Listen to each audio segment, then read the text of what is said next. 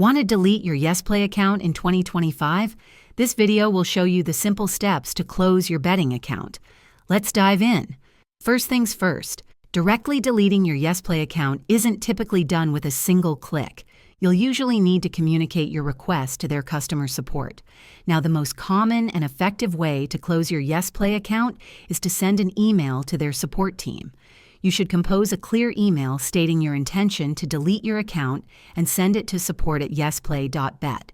Make sure to include your username and the email address associated with your account to help them verify your identity quickly. You can also look for a live chat option on the official yesplay website, usually found in their Help or Contact Us section. Chat with an agent and explain that you wish to close your account. They will then guide you through the necessary procedure. yesplay, like other responsible betting platforms, also offers self-exclusion options.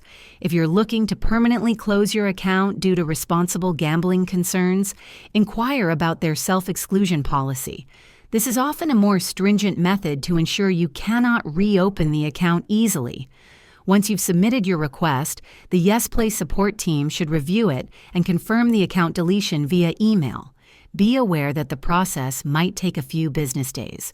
If this helped you out, hit that like button, subscribe for more betting tips, and let me know in the comments what you want to see next.